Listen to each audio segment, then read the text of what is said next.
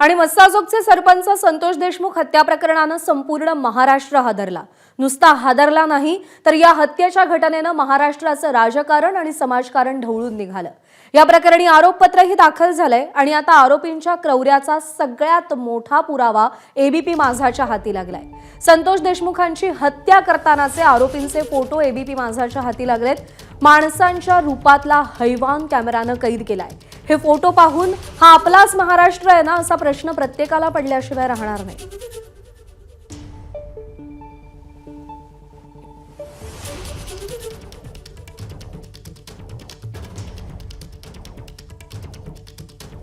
क्रौर्यानेही परिसीमा गाठली होती अशा प्रकारचे हे फोटो समोर आलेले आहेत।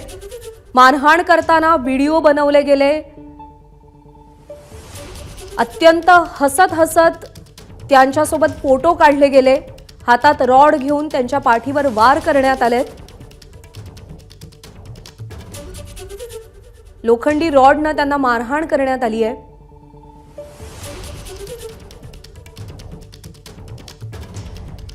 इतक्या निर्घृणपणे संतोष देशमुख यांची हत्या करण्यात आली आहे।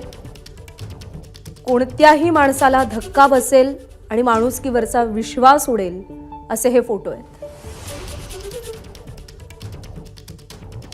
एखाद्या माणसाला मारत असताना चेहऱ्यावर हसू येण्याची ही कोणती विकृती आहे असा प्रश्न सध्या सगळ्यांना पडलाय।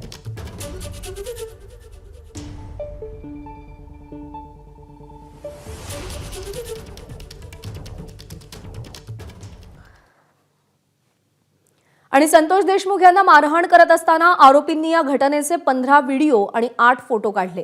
हे सगळे फोटो आणि व्हिडिओ सीआयडीने आरोपी महेश केदारच्या फोनमधून जप्त केलेत। या व्हिडिओमध्ये सुदर्शन घुलेसह इतर आरोपी संतोष देशमुख यांना मारहाण करताना दिसतात।